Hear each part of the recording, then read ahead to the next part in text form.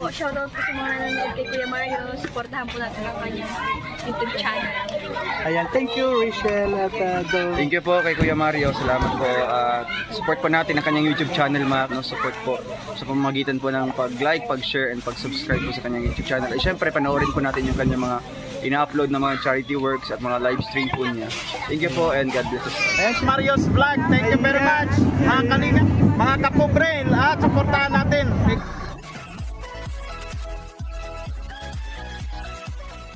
Ayan, good morning po sa ating lahat mga kalangga.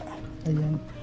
Sa ngayon po na meron po tayo nakita dito na ang mga pamumuhay po nila mga kalangga. Grabe din. Lalo na po ito. Kung nakita nyo itong mga bahay nila. At ito.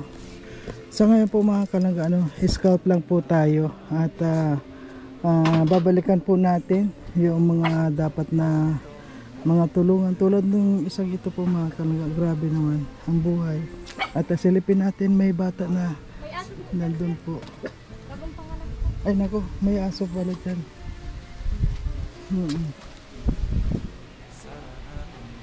Hindi naman nangagat. Ayan po, pasilip. Ay nako, walang kwan siya. May anak po yan. May anak. Bagong panganak po. Ano yung naghugas sa loob? Anak na po yan, yung nagtatrabaho po yung mag-asawa. At ito naman sa'yo. Opo. Ayan, kapansin-pansin din kasi ito. No, grabe. Grabe itong kuwan niya. Ayan, grabe rin. At ito po mga kalangga, oh. Grabe po mga bahay dito. Pakipatay ko ng sound mo. Ayan. Kung nakita nyo po mga kalangga, hindi tayo makakundal. May aso pala na andun sa loob. Meron po dito, may isang dalagita dito na naguhugas. Ayan, kung nakita nyo po mga kalangga, ayan.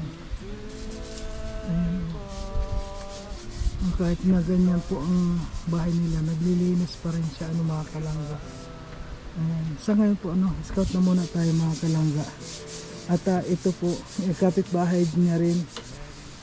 Ayan, grabe po may nakakarating po ba dito na mga tulad ko na mga kako ni kuya, mga vlogger? Ay, wala po. Wala pa nakarating dito. Grabe. Ayan. Sa ngayon po mga kalangga, babalikan po natin ito kapag meron po tayong time na at saka mga pantulong babalikan natin ito mga kalangga. Baka isa rin ito sa mga na kuha natin na matulungan para maidiretso lang yung kanilang bahay. Po? At yung bahay mo pa. Ayan, wala ka naman aso dito. Ay grabe. Grabe po sir. Grabe. Tsagaan na lang. Ay grabe. Pati sa loob nga po yan. Ano po itong kuha ninyong to? Bakit hindi na ninyo ito napaayos itong? Wala pa po sir pang budget po. Tama lang po talaga sa pangkain sa araw-araw. Nagapasok po yung mga bata namin school. Nag-i-school po. Nag-i-school? Anong mga school na na mga grade ng? Grade 5 po yung isa, tsaka po yung isa ay grade 3. Gaano ba kahirap ngayon to yung buhay? Bakit? Ay, mahirap po talaga sir.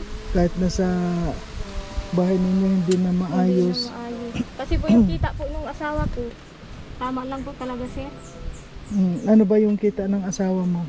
Sa lang po yun sir, extra lang po yun. Halimbawa po sir, may nagpapabunot na nyug. Sa kuna naman sa mga nagnyunyog. Iyo po. Hindi ba siya pwedeng maghanap ng trabaho tulad ng mga manager sa bangko? Ay, di po siya sir. Hindi siya po siya tatanggap sa ganyan. Hindi siya, kahit na accountant man lang sa bangko. Hindi po. Hindi talaga pwede. po sir, sa lang po talaga siya sa bundok.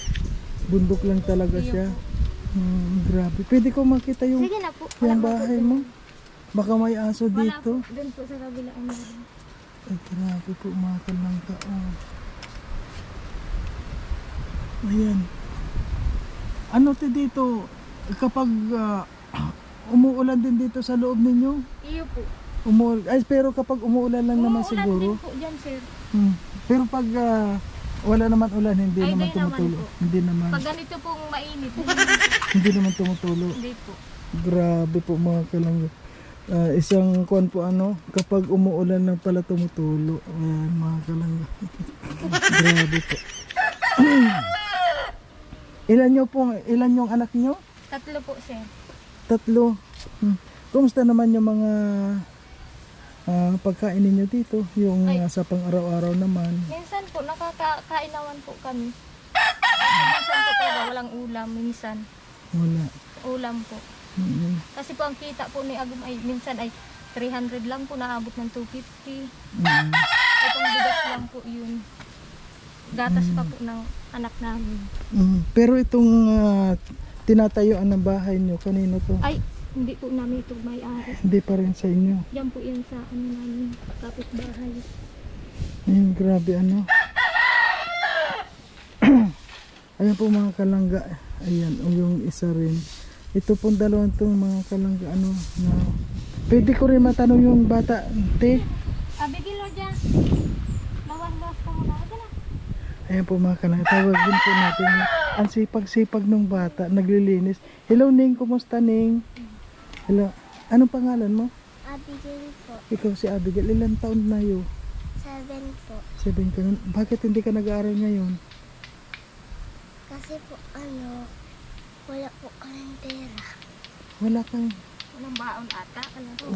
wala kang baon kaya grabe. May, Pero may aso dyan siya, bagong panganak pa lang. oo nga, wala kang tali sa aso nyo. Maisog po sir. Grabe, Kapag ako ka po dyan ang napasok ay naaano din ako. hindi pa nakakagat yan. Toy, dumang ka lang dito ka din. Nasaan yung mama, yung magulang mo? Nagtatrabaho po. Nagtatrabaho, ano yung trabaho ng magulang mo? Nag-aalaga po ng bata. Ay, namamasukan lang din. Opo po. Araw-araw siya namamasukan. Opo. Ilang taon na yung magulang mo? Sige na yun. Ilan na? 40 na rin.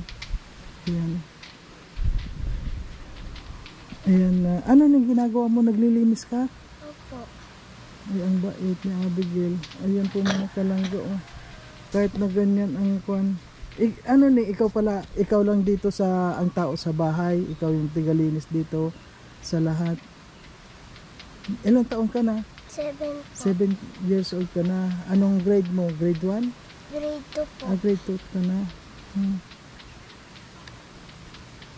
Ilang araw ka na hindi nakakapasok? Matagal na, hindi na mabilang eh. Pero yung kuan yung sa pagkain ninyo, kumusta naman ang pagkain ninyo dito?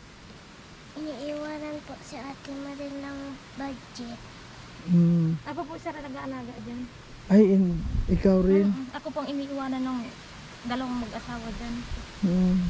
Ako po nagluluto ng ulam nila. Ay, ikaw na rin. Nagtutulungan kayo dito.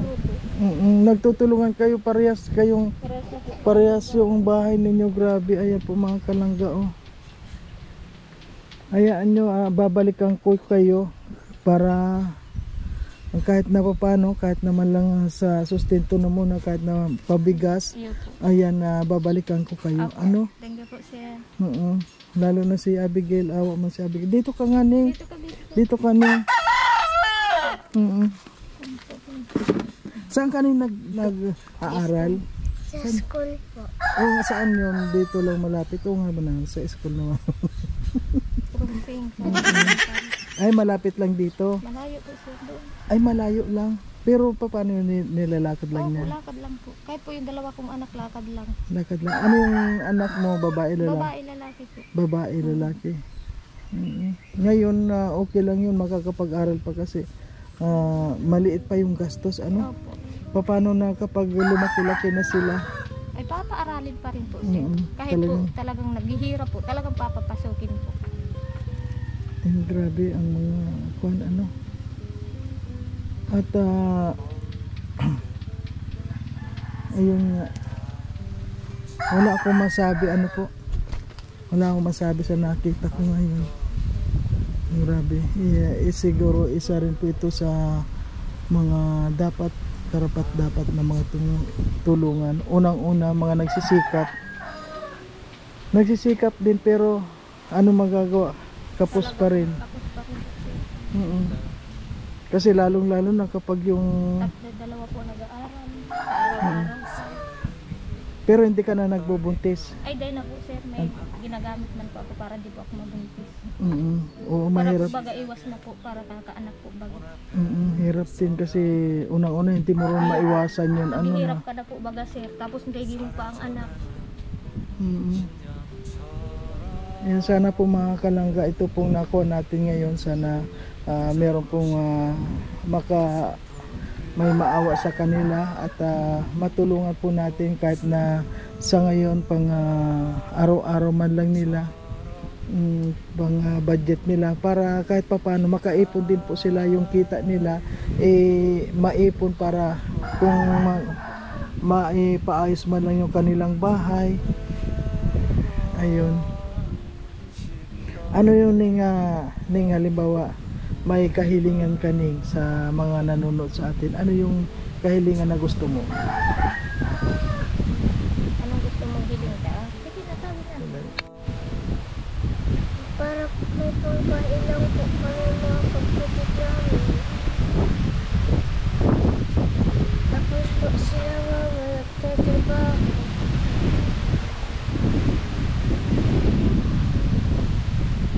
Bakit yung bang trabaho nila mama mo at papa mo hindi ba sapat para sa pang-araw-araw ninyo?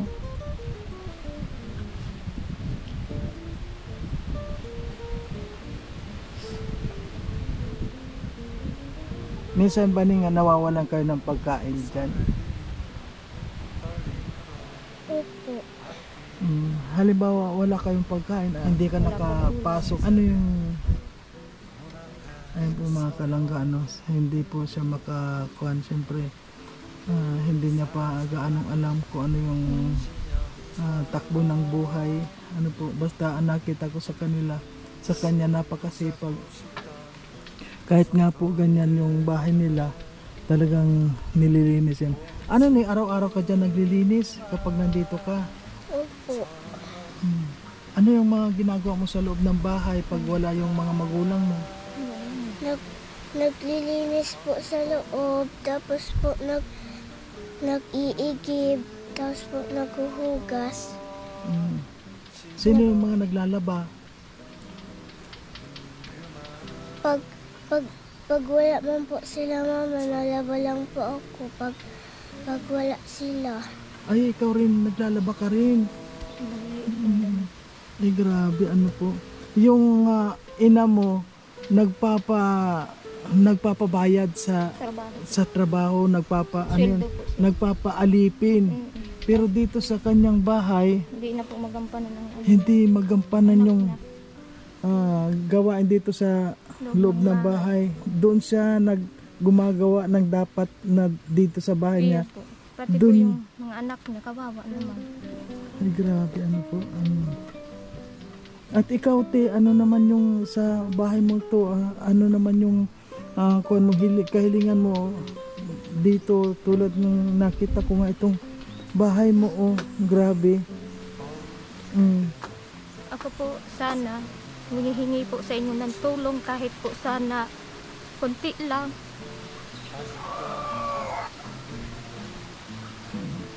Makaahang lang po kami sa kahirapan. Kahit po gatas lang po ng anak ko, pagbigas po.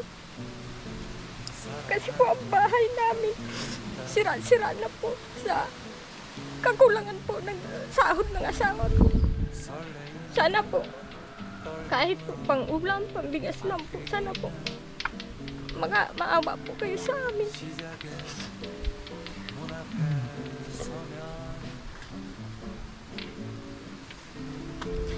Kasi po yung anak ko, minsan po napasok. Ang ulam lang po nila, asin. Para lang po makaaral sila, lakad sila ganito kainit. Sa hirap po ng buhay. Sana po may maawa man po sa amin.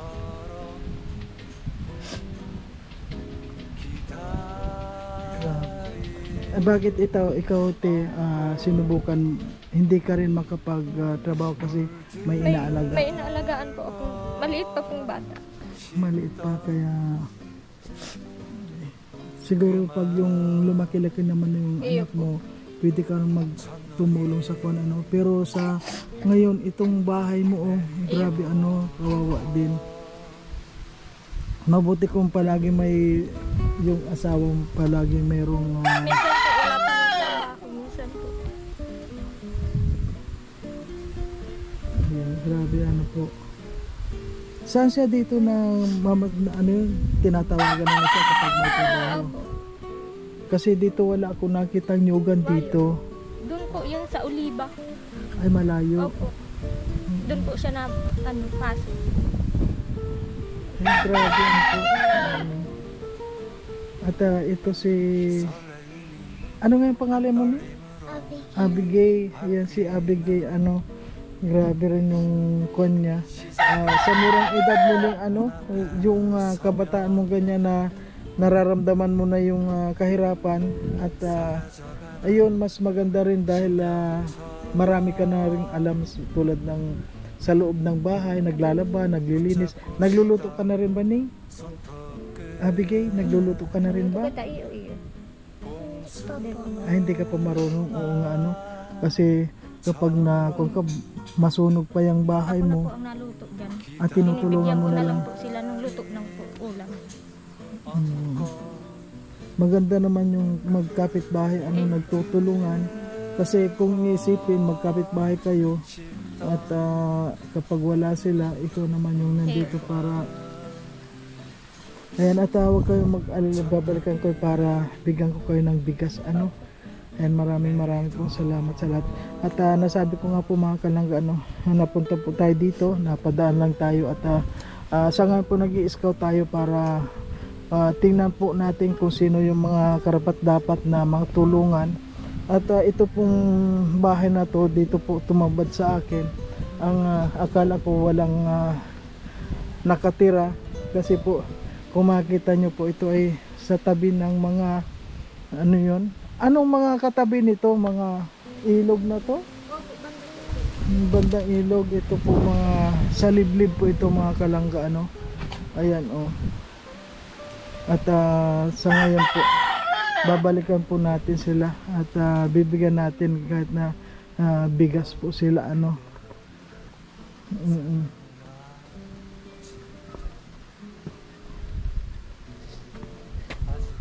Ayan, malayo ba tindahan dito? Malapit lang po dyan.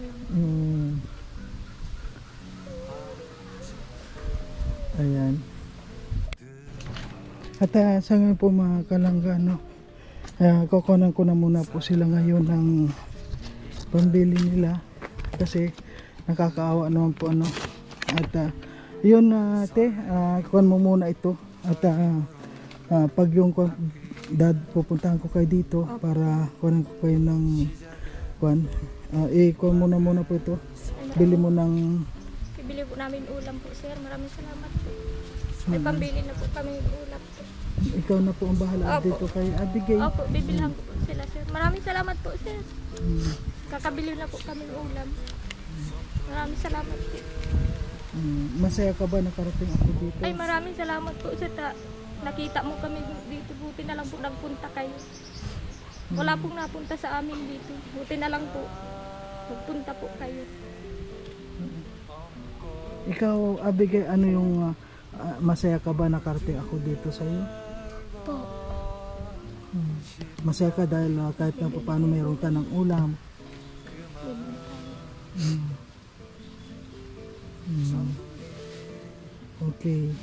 Okay, sige na po. Kuha na muna. And maraming pong salamat sa lahat mga kalangga. At yun nga, nakakakonto itong... sige po, maraming salamat. At huwag kayong mag-alala. At may awa ang Diyos. Mababalikan ko kayo dito.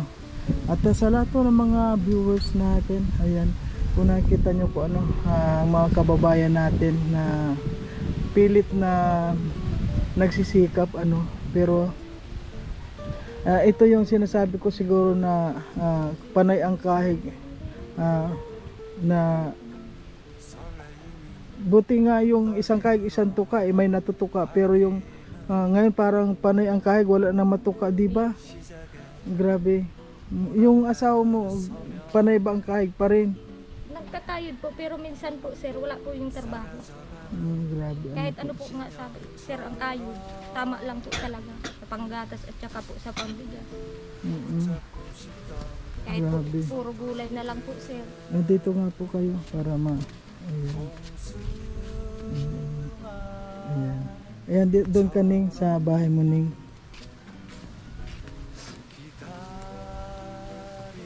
Ayan. O sige na Ning, okay. Okay, bye-bye. Salamat po Okay. sir. Salamat po. O sige po.